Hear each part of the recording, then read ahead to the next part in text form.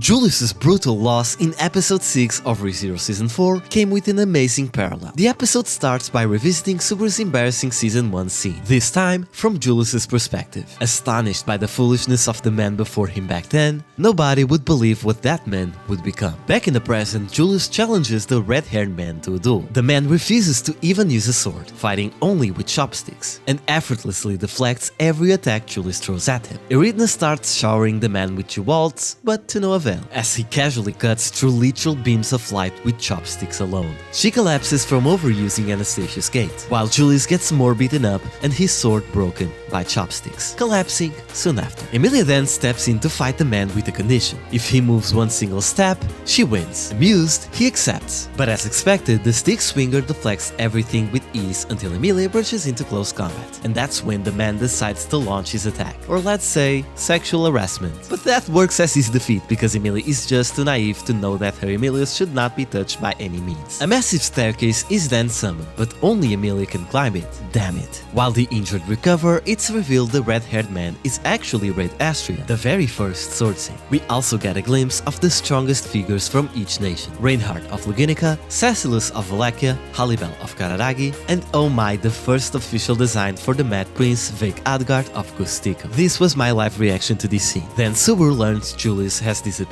Unable to accept his humiliating defeat, he challenged Reid alone. And here we get a perfect parallel to what Julius once did to Subaru in Season 1. A fool, fully aware of his own limits, fighting for pride alone, getting crushed by a vastly superior swordsman, yet refusing to back down. Julius had been a prodigy and hard worker since childhood, but some monsters simply exist on an entirely different level. After being beaten down again and mocked, Reid prepares to finish him off, until Subaru comes running, screaming his name. All Julius could do was look at Subaru while taking Reid's final blow. Carried on Subaru's back, Julius wakes up, crushed not just by the defeat, but by the fact that he had to be carried at all. He was supposed to be the finest of knights, the embodiment of chivalry. So he throws himself off Subaru's back, collapses and forces himself back to his feet out of sheer pride. But Subaru remembers what Julius once taught him. He grabs his shoulder and helps him walk down the stairs together. Finally letting go of his pride, Julius accepts Subaru's words and thanks him. It's an incredible reversal of roles. Back then, Subaru was the unknown fool, humiliating himself, while Julius, a well-known and respected knight, stepped in to stop his reckless pride. Now, Julius himself is the unknown fool, humiliating himself in front of the fool,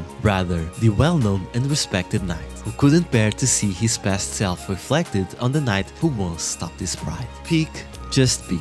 See you next week